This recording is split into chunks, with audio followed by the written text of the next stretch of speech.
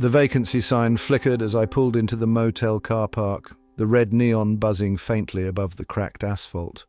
I was too tired to care about the state of the place. My shoulders ached and my head throbbed from the endless stretch of motorway. I needed a bed, even if it was in a room that smelled of mildew and regret. Inside the office, the wallpaper was yellowed with age, curling at the edges. A battered desk sat beneath a single, buzzing, fluorescent light. The man behind it handed me a key with a plastic tag. No card readers here, just old-fashioned locks and a keyring that looked like it hadn't been updated since the 70s. Room 7, he said. The room was about what I expected, a sagging mattress, faded floral curtains, and carpet that felt sticky underfoot. The bathroom was no better, with its peeling paint and a tap that dripped steadily into the sink, but it was quiet and the door locked. That was good enough for one night. After rinsing off the road grime in the tepid shower, I stood in front of the mirror, brushing my teeth. That's when I noticed it. A hole no bigger than a coin drilled into the wall just above the sink. It wasn't some accidental gap in the plaster. The edges were too neat, the placement too precise. I leaned in closer, my breath catching slightly as I realized it looked out into darkness. Beyond the hole, there was no other light, just an absence that felt off. I held my toothbrush up to the hole, blocking it momentarily, then stepped back. Sleep wasn't easy after that. Every creak of the floorboards, every shift in the groan of the old pipes made my heart race. I kept glancing at the hole, expecting, a flicker of movement, an eye staring back? I didn't know. But the sense that something wasn't right settled into my chest. When morning came, I decided to confront the manager. The hole wasn't something I could just shrug off. I told him about it, my voice steady but my pulse pounding beneath the surface. He waved me off with a grin that didn't reach his eyes, telling me it was nothing, just a flaw in the old plaster. I wasn't convinced. I decided to check out early and leave, but something kept nagging at me. The way the man's gaze shifted when I brought it up, how he stood just slightly in front of the door to what looked like a back office. Instead of heading straight to my car, I circled around the back of the motel. The building was shabby and stained, the brickwork crumbling in places. Behind the rooms, there was an access door, unlocked. Inside was a dimly lit corridor, the walls lined with mismatched wooden panels. It smelled musty, like damp paper and something sour. The crawl space was narrow, just wide enough for someone to move through if they turned sideways. It stretched the length of the motel, with small gaps that peered into each room. I felt a shiver run down my back as I realized what those gaps were. Peepholes drilled neatly into the walls of every single bathroom. The air felt stifling as I moved further down the crawl space, the ground beneath me creaking with every step. There was a folding chair set up in one section, facing what looked like an array of old monitors stacked on a rickety table. Wires snaked across the floor, leading to a tangled mess of equipment. The screens were dark now, but the faint hum suggested they were still on. I leaned closer to one of the monitors, my breath hitching as a faint outline appeared, a dim image of my room, the bathroom captured perfectly from that little hole in the wall. Something shifted behind me. A noise, faint but unmistakable, broke the silence. My body tensed, my skin prickling as if I'd been plunged into cold water. I didn't turn around straight away. Instead, I let my eyes scan the monitors again. One of them, at the far end of the stack, flickered to life. The image was grainy, distorted, but recognizable. It was the crawl space itself. The camera angled down the corridor, showing me standing in front of the monitors. In the corner of the screen, just barely visible, was the silhouette of someone else. I had just returned from a long day of work and was looking forward to a quiet evening. The house was just as it always was, a bit worn around the edges, but still comforting in its familiarity. I tossed my keys onto the hallway table and kicked off my shoes, ready to settle in for the night. But then I heard it. It was faint, barely audible over the sound of the refrigerator humming in the kitchen. I paused, unsure whether it was my imagination or something real. I stepped further into the hallway, listening closely. A faint, scrabbling sound. I walked slowly towards the source of the noise. It seemed to be coming from the walls. I frowned. There was no reason for anything to be in the walls of my house. But it wasn't like the normal creaks or groans the house made as it settled. This was different. It was a sharp, almost rhythmic sound, like claws scratching against wood. I stood in the hallway for a long moment trying to convince myself it was just a rat or some other animal that had found its way inside. But the sound wasn't random, it seemed deliberate. I grabbed a flashlight from the kitchen drawer and knelt down by the floorboards in the living room near the base of the wall. I inspected the area carefully. The sound wasn't as clear here, but I could still make out the faint scuttling beneath the floor. It sounded like it was coming from the crawl space. I didn't hesitate. I pulled open the trapdoor to the crawl space. The small room beneath the house was pitch black, and the air felt thick and musty as I aimed the flashlight inside. The beam bounced off old pipes and piles of dust, but nothing out of the ordinary. I crouched down and squeezed through the narrow opening. The air grew colder, and the smell of damp earth and stale wood filled my nose. The sound was louder now, unmistakable, something or someone moving beneath the floor. I moved deeper into the crawl space, my flashlight bobbing in front of me. The scuttling stopped as soon as I entered, and I felt a flicker of uncertainty. Maybe it was just an animal, a raccoon or a possum trapped inside. But as I shone the light around, I noticed something strange. There in the corner was a makeshift bed, old blankets thrown haphazardly onto the dirt floor, and next to it a pile of belongings, a dirty jacket, some empty cans, a torn-up cardboard box, a few bottles of water. I felt my stomach tighten. The scuttling noise had stopped, but the silence that followed was far worse. I scanned the crawl space again, heart pounding in my chest. There was no one there, but the presence of that bed and the things strewn across the floor told me someone had been living here. I took a cautious step back, unsure what to do. The walls around me seemed to close in, the air growing thicker, heavier. Then as I turned to leave, I heard something else, a soft thump, like a footstep. I froze. The sound had come from the direction of the entrance, the way I'd come in. I slowly swung the flashlight back toward the hole in the floor where the trapdoor lay ajar. For a long, agonizing moment, nothing moved. The darkness in the crawl space seemed to stretch, and I felt as though the walls themselves were pressing in. My breath was shallow, and I couldn't stop my hands from trembling. I was about to crawl back towards the exit when I heard it again, faint but unmistakable. A shuffle followed by a soft scraping sound like someone dragging their feet. It was close. I snapped the flashlight off. The beam disappeared, but the darkness seemed to take on a life of its own. I didn't dare move, not even an inch. My mind raced as I tried to make sense of what was happening. There was no reason for anyone to be here, no reason at all, but that noise, I couldn't breathe. My mouth was dry and my skin felt clammy. I didn't know what to do. Should I call someone? But the thought of leaving the crawl space with that thing, whatever it was, nearby sent a chill down my spine. I had to get out, but I couldn't bring myself to turn around. The silence was unbearable, broken only by the sound of my own breathing, each inhale ragged and sharp. Then, just as I thought I might break under the pressure, I heard the scrape again. This time it was much louder, a dragging, uneven motion, followed by a deep exhale, almost like a sigh. The sound came from right behind me. I didn't turn. I couldn't. My body refused to obey, frozen in place by fear. I don't know how long I stayed there, crouched in the dark, listening to the sound of breathing and scraping growing closer, but eventually the noise stopped. The trap door was still open. The faint light from the living room still spilled through the gap, but it felt impossibly distant. The darkness around me felt endless, suffocating. Then the scuttling began again. It was just another night on the job, or so I thought. I'd been working as a delivery driver for a few months, balancing the hours between lectures and assignments.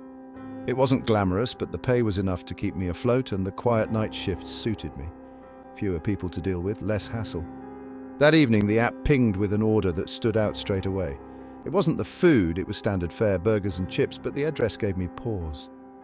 It was out near the old woods, on a road barely marked on the map. Remote wasn't unusual for late-night deliveries. People in the suburbs ordered all the time, but this was further out, a good 15 minutes past the edge of town. I hesitated, but accepted. It was a big tip, after all, and the night had been slow. The drive out was uneventful.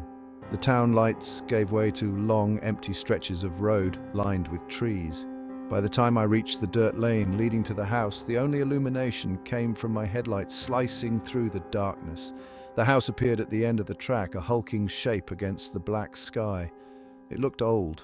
the kind of place that might have been grand once, but now just seemed tired. I parked in front and checked the order notes. "Leave inside on the table," it said, followed by a warning not to knock. Strange, but not unheard of. People had their quirks. Grabbing the bag, I climbed out of the car and made my way up the cracked stone steps. The door was unlocked. That was the first thing I noticed. It creaked open with barely any pressure, revealing a dark interior that smelled faintly of damp wood and something faintly metallic. I called out instinctively, but stopped myself. No answer, of course. The instructions had been clear. Inside, the house was colder than the night outside. My breath hung in the air as I stepped through the doorway, the floorboards beneath my trainers groaning softly. The hallway stretched ahead, dimly lit by the faint spill of moonlight through a high window. The place looked deserted. Dust coated the surfaces, and cobwebs clung to the corners of the ornate moldings. It felt like no one had lived there for years. I spotted the table the note mentioned. It sat in a small room off the hallway, bare except for a single chair tucked neatly beneath it. I set the bag down, turned to leave, and that's when I heard the click behind me. I spun around, my heart hammering. The door had closed. I didn't remember shutting it, and I didn't hear anyone else. I reached for the handle, but it didn't budge. Locked. My pulse quickened as I jiggled it harder. Then again, but it stayed firm. I told myself to stay calm. It was probably an old door, the latch sticking or the wind blowing it shut. I fumbled for my phone, but the screen stayed black. Dead battery, typical. The air inside the house seemed different now. It was as if the silence had thickened, becoming something tangible. I called out again, my voice echoing off the high ceilings and disappearing into the dark corners of the house. No reply. I stepped back into the hallway, searching for another way out. There were doors leading to other rooms, but each one I tried was locked or wouldn't open. The windows, too, were sealed tight. Panic crept in as I realized how trapped I was. The only sound was my own footsteps and the occasional creak of the old floorboards. I wandered deeper into the house, hoping to find another exit or maybe a landline phone. The farther I went, the stranger it became. Some rooms were empty with nothing but dust and decay, while others were oddly preserved. A sitting room had furniture draped in white sheets, but the clock on the mantel was still ticking. A kitchen had dishes in the sink, as if someone had been there recently. Then I saw the footprints. They were faint but unmistakable, leading from the front door through the dust-covered floor. They weren't mine, they were too small, almost childlike, and they stopped abruptly in the middle of the hall. There was no sign of anyone, no place for them to have gone. I turned back towards the front door, the sense of urgency overwhelming now. The air felt colder, biting at my skin. I didn't care about finding a phone or another exit anymore. I just wanted out. I ran back to the door, slamming my shoulder against it, but it didn't budge. Then the noises began, faint at first, but growing louder. Footsteps above me, crossing the floorboards in a steady, deliberate rhythm. A door creaked somewhere upstairs, followed by the sound of something being dragged. I froze, listening, my breath catching in my throat. The sound stopped as abruptly as it started. The silence returned, deeper and heavier than before. I looked up at the staircase, its wooden banister spiraling into the shadows above. I didn't want to go up there, but something compelled me to move. My feet felt like they were moving on their own, carrying me up the creaking steps. At the top, the hallway stretched into darkness. A single door at the end stood ajar, a faint light spilling through the gap. I approached slowly, each step feeling like it took an eternity. The air was colder here, sharp enough to sting my lungs. Inside the room, the light came from an old oil lamp on a small table. The walls were lined with shelves, each crammed with strange objects, jars filled with murky liquid, rusted tools, and small wooden carvings. In the center of the room stood a chair, its back to me. I stepped closer, my heart thundering in my chest. There was something in the chair, slumped and unmoving. My hand reached out, trembling, and as I touched the chair's edge, the light from the lamp flickered and went out. The darkness swallowed everything. The app said the car would arrive in 3 minutes. I stood under the orange glow of a streetlight, arms crossed to keep the cold at bay, watching as taillights flashed in the distance. I checked my phone again, the little map showing the car edging closer to me, its route marked by a thin blue line. It was a quiet street, the type that feels deserted even in broad daylight. At night, it felt like a forgotten place. The car pulled up to the curb, a black saloon with a rideshare sticker in the window. I opened the back door and slid in, tossing my bag onto the seat beside me. The driver turned his head briefly, gave a nod, and then we were off. The engine hummed as we moved through the empty streets. I glanced at my phone to check the route, the map showing the line snaking through familiar roads back to my flat. It should have been a straightforward drive. 10 minutes, maybe 15, depending on the lights. I settled back in the seat, letting the night slip past outside the window. The driver seemed chatty. He kept glancing in the rearview mirror, throwing out remarks now and then. I responded politely, short answers meant to end the conversation without being rude, but the questions kept coming. Little things at first. How my night had been, where I was heading, the kind of talk you expect from someone making an effort to be friendly. I answered out of habit, though I didn't want to. It wasn't long before the questions shifted. They felt off somehow, as if he was testing the waters. I kept my replies vague, staring out at the dark streets. My fingers hovered over my phone, ready to pretend I was texting someone, but I didn't want to draw attention to myself. The car seemed smaller now, the seats closer together, the air tighter. Then I noticed something on the map. The blue line was gone. My flat wasn't on the screen anymore. Instead, we were heading along a road I didn't recognize, the little arrow on the map pointing into blank space. I tapped the app, refreshed it, but the route didn't reappear. I leaned forward slightly, trying to get a look at his phone mounted on the dashboard. The GPS was still open, but he wasn't following it. The directions were there, clear as day, but he'd taken a turn the app hadn't suggested. Another turn followed, and another, the car weaving through streets that didn't feel right. I tried the door handle. It didn't move. I pressed the lock button, but it didn't respond. My chest felt tight as I pushed the button again, harder this time. Nothing. The lock stayed in place. The driver didn't seem to notice, or if he did, he didn't care. His eyes flicked between the road and the mirror, the questions now completely gone. He was humming under his breath, a sound I didn't recognize but hated instantly. The buildings outside had thinned out. The streetlights were spaced farther apart, leaving long stretches of darkness between pools of light. I checked my phone again, searching for some way to contact the app's support or the police, but the signal was gone. No bars, no Wi-Fi, just a blank screen where the map had been. The car turned onto a road lined with trees, their branches arching overhead like a tunnel.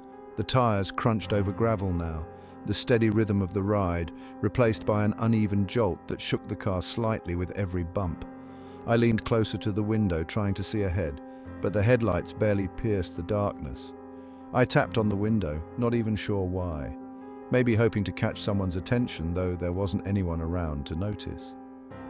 The driver glanced in the mirror, his humming stopping for a moment.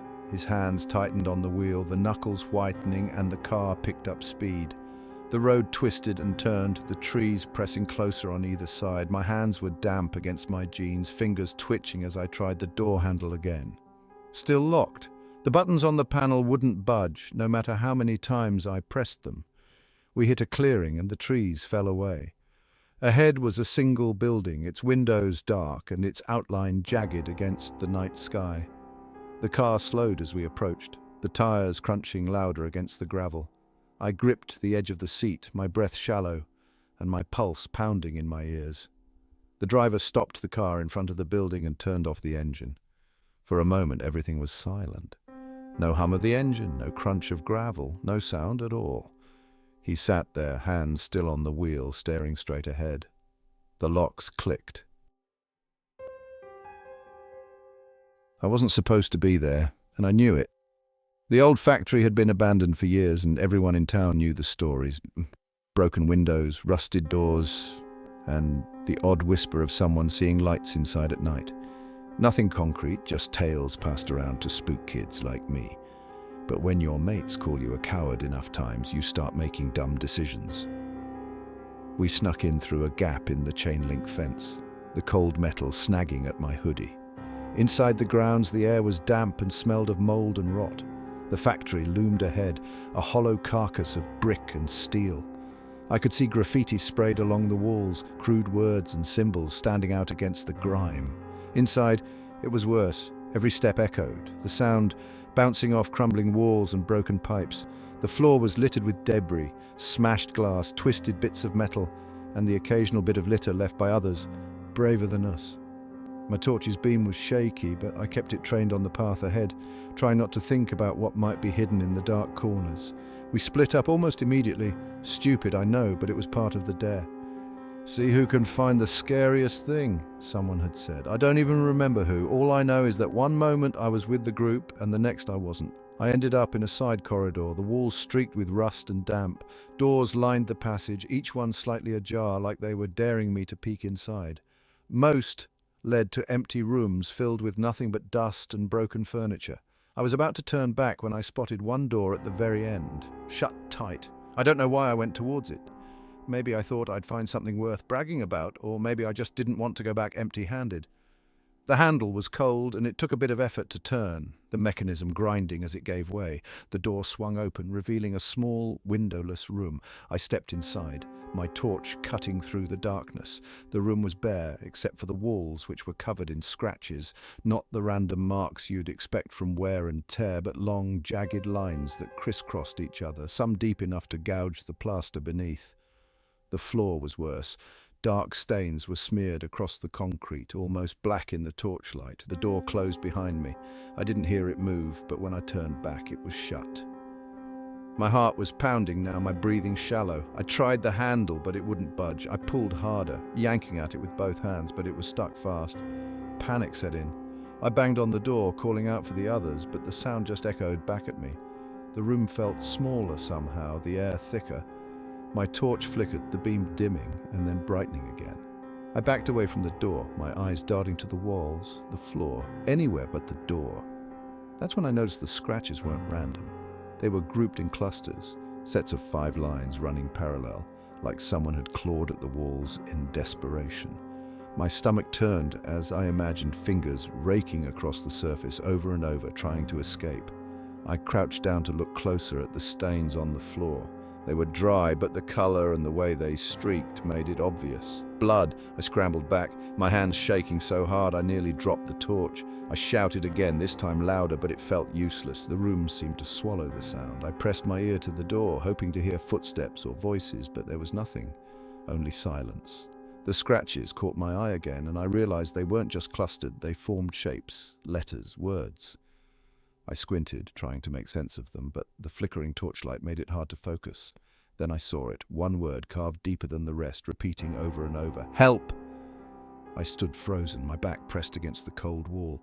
The air seemed thinner now, harder to breathe. My torch was dimming again, the beam growing weaker with every passing second. I banged on the door one last time, but my hands felt weak, the sound dull and lifeless. The torch went out completely.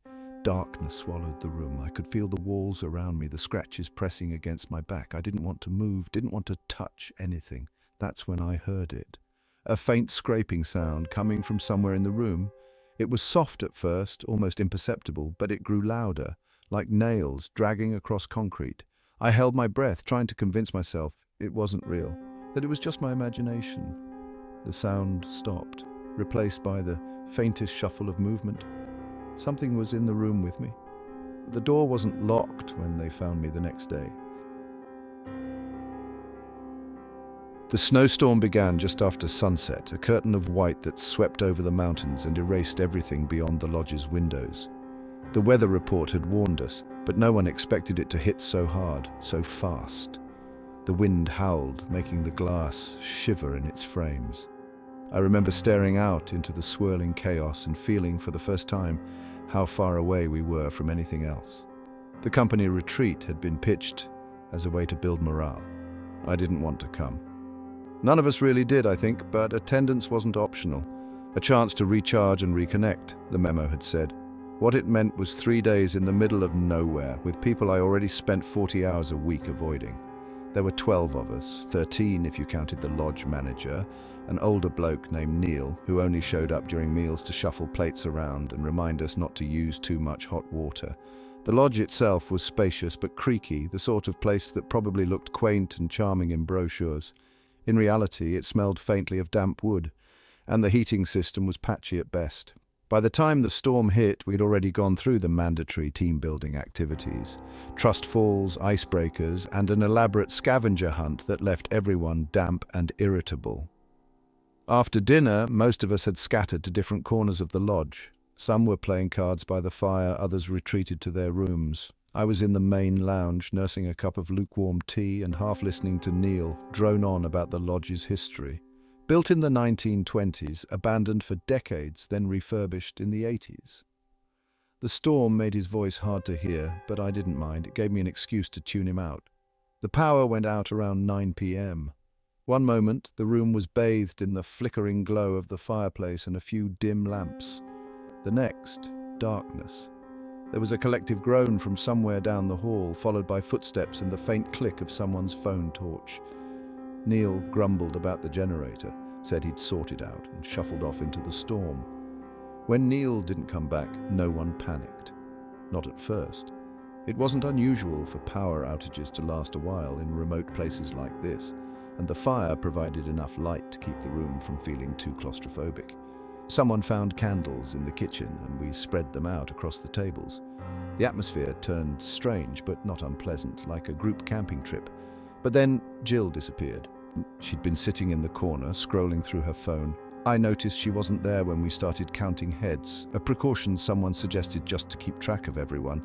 At first, we assumed she'd gone to her room, but when the calls for her name grew louder and more urgent, I felt something shift in the room. It wasn't fear, not yet, but a kind of tension, like the air itself was waiting. We split into pairs to search the lodge. The corridors were freezing, the storm's breath sneaking in through cracks in the old walls. I checked Jill's room. Her bag was there, her coat still hanging on the back of the chair. No sign of her. By the time we regrouped in the lounge, the mood had turned sour. Someone suggested she'd gone outside. But why would she? The snow was piling up past the windows and the wind was enough to knock you off your feet. I glanced at the door and noticed it was still bolted from the inside. Then it was Harry. He'd been sitting near the fire, scribbling in a notebook, when someone realized he wasn't there anymore. No one had seen him leave. His coat was still on the rack, his phone on the coffee table. The tension in the room thickened, spreading like smoke. People started accusing each other of messing around, pulling some kind of elaborate prank, but it wasn't a joke. You could see it in their faces, the way their voices cracked just a little when they raised them. We agreed to stay in groups after that, but it didn't help. One by one, people slipped away. Sometimes there'd be a sound, a door creaking, the faint scrape of footsteps. But by the time we turned to look, there was nothing. No sign of struggle, no footprints in the snow outside, just the empty spaces they'd left behind. By morning, there were only 4 of us left. The storm had eased, but the snow was waist deep, and the lodge was utterly silent.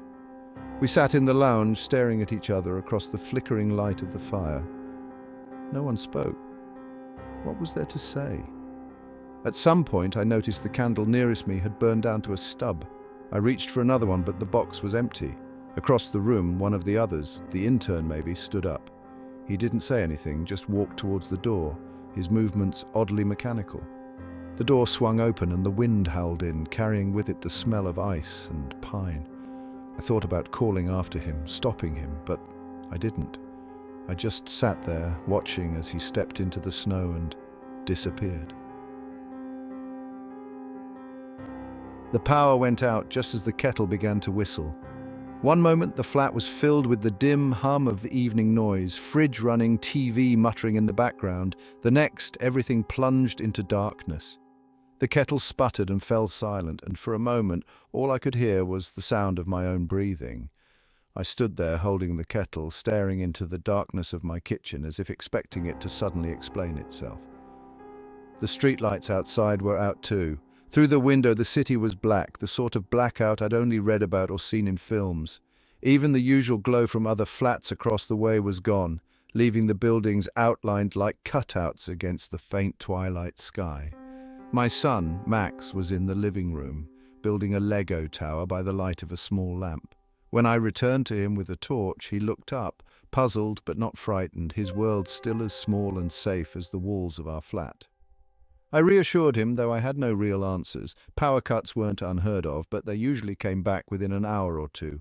Still, this felt different. The city didn't just lose power like this all at once. We made a sort of game of it at first. Lit a few candles, pulled a torch from the drawer and talked about how exciting it was, like camping. Max laughed, and for a while it felt almost cozy, the way disruptions sometimes do when they're small enough to still be manageable. Then the sounds began. They came from the hallway, muffled through the walls but unmistakable. At first just a thud like someone bumping into a door. Then more, a scrape, a bang, a crash that made me jump. Max froze, his tower tipping over as he turned toward the sound. I went to the peephole, holding my breath. The corridor outside was dark, lit only by the faint spill of moonlight from the stairwell windows. The flat across the hall had its door open, swinging slightly. I stayed there for a while, watching, but no one came into view. The noises grew worse as the night stretched on. Glass shattering, doors splintering, voices shouting, indistinct and angry. I kept Max close, his small hand gripping mine tightly. I didn't want him to see how scared I was, but my heart raced every time another crash echoed through the building. By midnight, I'd moved the sofa in front of the door. It wasn't much, but it was something. I kept all the lights off, even the candles. I didn't want anyone to know we were here. From time to time, I checked the peephole. Shapes moved through the darkened hallway, quick and furtive, carrying torches that bobbed and flared. I saw a figure duck into the flat across from us and emerge a moment later with an armful of something, electronics maybe. I didn't watch long enough to see more. Max had fallen asleep on the sofa, curled into the crook of my arm. I stroked his hair, trying to keep my breathing steady. The air in the flat felt too still, the silence inside almost as oppressive as the chaos outside. I thought about calling someone, but my phone's battery was down to its last sliver, and I couldn't risk it. Besides, who would come? The emergency services must have been swamped. The blackout had plunged half the city into darkness, according to the last news alert I'd seen before the power went. The banging on our door came suddenly, so hard that the sound of it seemed to shudder through my chest. Max jerked awake, his eyes wide with panic. I held him tight, motioning for him to stay silent. The banging came again, louder, more insistent, accompanied by the sound of laughter, low and cruel, muffled through the wood. I pressed my hand over Max's mouth, willing him to stay quiet, though he wasn't making a sound. My heart hammered as I strained to hear what was happening on the other side of the door. The voices outside were muttering now, too low to make out, but there was no mistaking their intent. The handle rattled, and I felt a jolt of panic as the door creaked under the pressure. The sofa held firm, but it wouldn't for long if they decided to force their way in. I looked around the flat, my mind racing for options. The kitchen had knives, but the thought of confronting anyone with one made me feel faint. The bathroom had no lock, and the fire escape outside the bedroom window was useless without a ladder to reach the ground. Then, as suddenly as it had started, the noise at the door stopped, the voices retreated, and the corridor fell silent. I stayed frozen for what felt like hours, my ears straining for any hint of movement outside. Max buried his face against me, his small body trembling. When the grey light of dawn finally began to filter through the curtains, I allowed myself to move. The building was still, eerily quiet, as though it were holding its breath. I checked the peephole again. The flat across the hall was gutted, its contents strewn across the corridor. I didn't open the door. Instead, I sat back down on the floor, pulling Max into my lap, and waited. The idea for the dive had been Paul's, and we all went along with it because that was the way things always worked. Paul had a knack for convincing people. Besides, it seemed like a good idea at the time. A weekend by the coast, exploring a sunken shipwreck, sounded like the kind of adventure we'd all look back on fondly. We'd booked with a local guide, rented the equipment, and pored over the maps and photographs. The ship was an old cargo vessel, sunk in the 1940s, sitting 50 meters below the surface. Not too deep, but deep enough to carry an edge of risk. It wasn't my first dive, but I wouldn't call myself experienced. None of us were, really, except Paul. He was the one with the certifications and the hours logged in the water. That's probably why we didn't argue when he insisted on skipping the guide. It'd be cheaper, and besides, Paul assured us he'd done wreck dives before. The morning of the dive was overcast, the sea choppy under a sky streaked with grey. We loaded our gear onto the rented boat and motored out to the site, the air thick with the tang of salt and diesel. Paul was in high spirits, barking instructions as we suited up. There were 5 of us: Paul, me, Sarah, Dave and Lauren. We were all old university friends, now scattered across the country, brought back together by Paul's relentless enthusiasm for things like this. The descent was uneventful at first. The water swallowed us, dimming the light and muffling the world above. The ship loomed into view, its rusting hull encrusted with barnacles and seaweed. It was eerie, seeing it there on the seabed, a skeleton of metal and decay, but there was a kind of beauty to it too, a reminder of how time moves on even underwater. We moved carefully, staying close together, following Paul's lead. He pointed out interesting features: the broken mast, the gaping hole where the cargo hold had once been. Inside, the light from our torches played across the walls, picking out corroded machinery and the tangled remains of old nets. Fish darted in and out, startled by our presence. It wasn't until we reached the lower decks that things began to go wrong. The air in my tank seemed to be running out faster than it should have.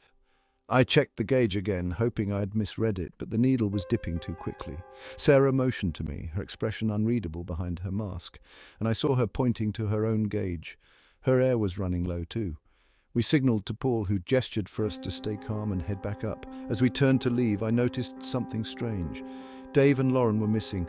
They'd been with us moments before, but now they were gone. I spun around, my torch beam slicing through the murky water, but there was no sign of them. Paul motioned again, urging us forward, his movements sharper now. We ascended slowly, as protocol demanded, stopping at regular intervals to decompress. Every second felt like an eternity. My air was dwindling, the pressure in my lungs tightening with each breath. When we finally surfaced, I ripped off my mask and gulped in air. The salty tang of the sea, a welcome reprieve. Dave and Lauren weren't there. Their tanks weren't bobbing in the water, and there was no sign of them near the boat.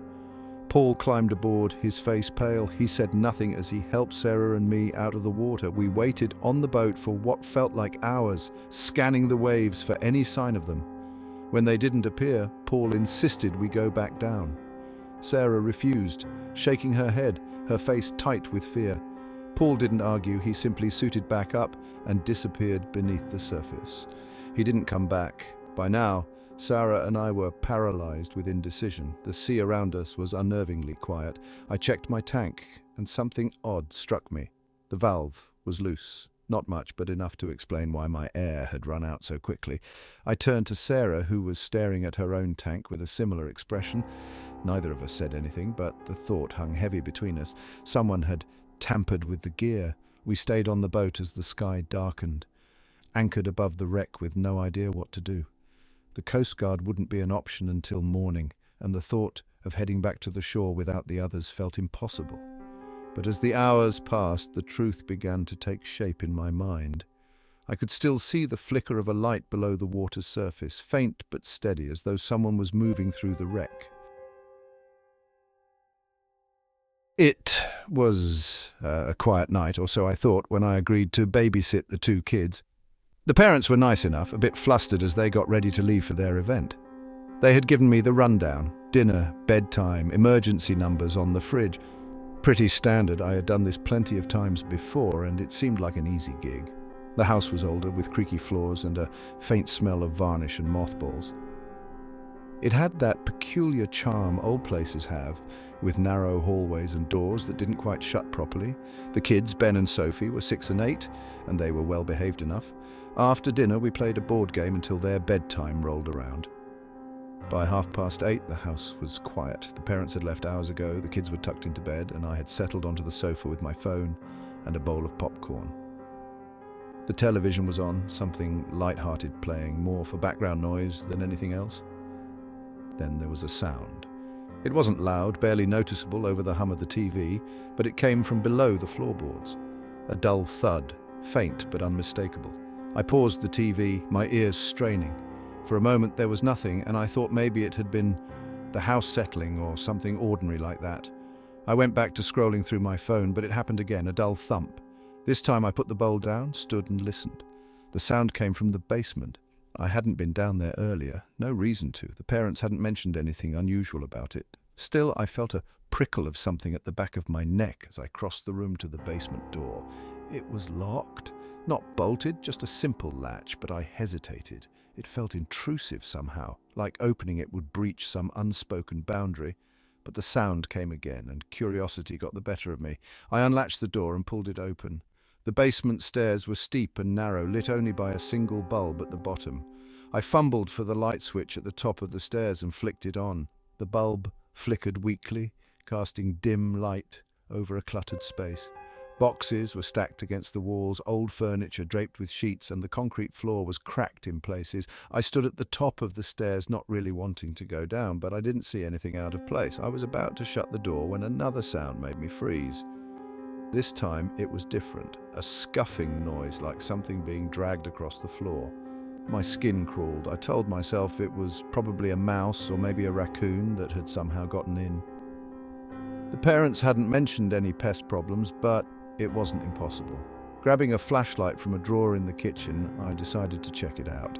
It seemed silly to call the parents over what was probably nothing. I crept down the stairs, one hand trailing the rail, my other holding the flashlight in a white-knuckled grip. The beam of light swept over the room as I reached the bottom. The basement was eerily quiet now. The faint smell of dampness hung in the air, and the walls seemed to press in closer than they should. I moved carefully through the room, checking behind boxes and under the furniture. Nothing. Just the usual assortment of forgotten junk and holiday decorations. I was about to turn back when the beam of the flashlight caught something strange. In the far corner, behind a stack of boxes, the concrete floor looked different. There was a square outline, like a hatch or a trapdoor. My heart thudded in my chest as I moved the boxes aside. It was indeed a hatch, with a small metal ring set into it. My hands trembled as I grasped the ring and pulled. The hatch creaked open to reveal a narrow ladder leading down into darkness. I stood there, staring into the black void below, every instinct screaming at me to close the hatch and walk away. But I couldn't. The sound came again, softer now but unmistakable, rising from the darkness below. Against every ounce of better judgment, I climbed down. The air was damp and cool, carrying a faint metallic tang that made my nose wrinkle. The flashlight beam swept over rough stone walls and a low ceiling. It wasn't a large space, more of a crawl space than a room, but what I saw made my stomach drop. There was a mattress, grimy and stained, with a pile of blankets heaped on top. Beside it, an assortment of cans and wrappers, the remnants of someone's meals. Plastic jug of water sat nearby, half full. The realization hit me like a punch to the gut. Someone had been living down here. The thought was barely complete when I noticed something else. The blankets shifted.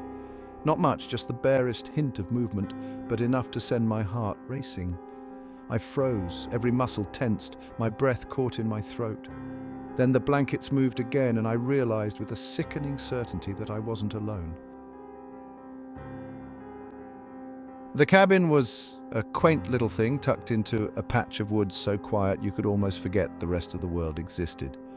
We'd picked it out from a website that boasted peace, tranquility, and a bit of rustic charm, exactly what we were after. My husband and I had both been stretched thin with work and life, and a week away from it all seemed like the perfect escape. The place was as picturesque as promised. A neat little building with a wraparound porch, an old wood-burning stove, and windows that looked out over a dense expanse of forest. There was no TV, no Wi-Fi, just a stack of old books and some board games. The nearest neighbour was a good kilometre away, or so we thought. The days were blissful at first. We slept in late, went for long walks, and spent the evenings by the fire listening to the sounds of the woods. Birds during the day, crickets at night. Peaceful, simple, but by the fourth night the charm of isolation started to feel a bit different. We were sitting out on the porch when I noticed the lights. It was nothing dramatic, just a faint, flickering glow through the trees. It came from the direction of the neighbouring cabin, supposedly empty, according to the man we'd rented ours from. He'd mentioned it was a holiday property that rarely saw visitors. I pointed it out to my husband. He squinted in the direction I'd indicated, but didn't seem concerned. We stayed on the porch for a while longer, and the lights kept flickering, steady and faint, as though someone was moving through the cabin with a torch. It was odd, but not alarming. At least not then. By the time we went inside, the lights had stopped. We chalked it up to someone checking in on the place, or maybe campers passing through.